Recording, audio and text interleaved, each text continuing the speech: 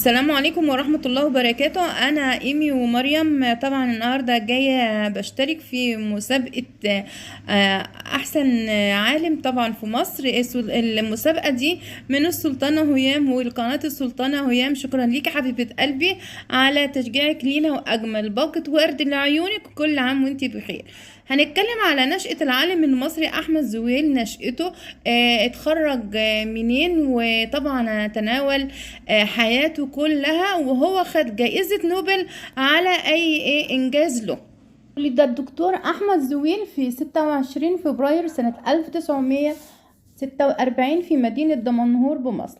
تلقى تعليمه الأول في نفس المدينة، ثم انتقل مع الأسرة إلى مدينة دسوق، حيث أتم تعليمه حتى المرحلة الثانوية في سنة 1963.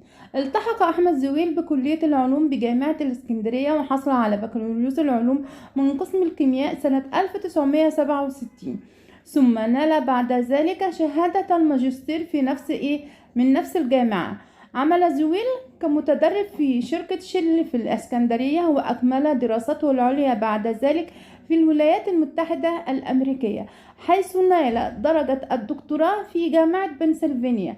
بعد ذلك انتقل الدكتور زويل إلى جامعة كاليفورنيا بروكلي بولاية كاليفورنيا، وانضم لفريق الأبحاث هناك. وفي سنة 1976 عين زويل في معهد كاليفورنيا التقني كأستاذ مساعد في الكيمياء الفيزيائية.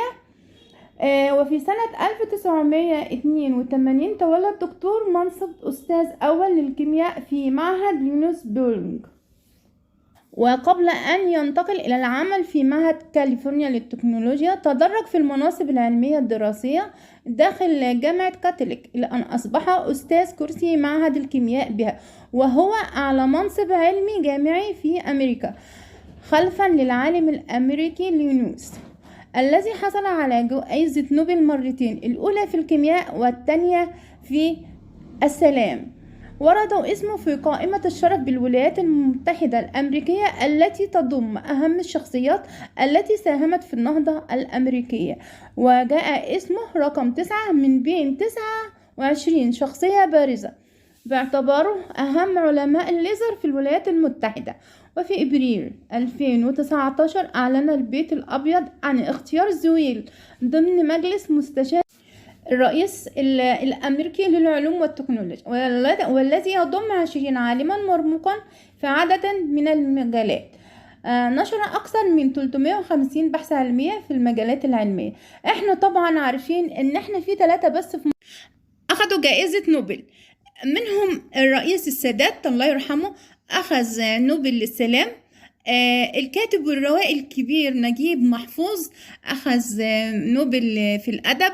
وعندنا العالم المصري الدكتور أحمد زويل أخذ برضه جائزة نوبل في الكيمياء. ومن أجمل ما غنت لهم الفنانة التونسية الجميلة لطيفة، غنت له أغنية حلوة قوي قوي هو ونجيب، ويلا بينا نسمعها. ويا رب الفيديو يكون عجبكم، واللي عجبه الفيديو يعمل لايك وسبسكرايب وفعلوا الجرس ودعوة حلوة منكم. شكرا ليكي سلطان. هنسمع الأغنية، يلا بينا.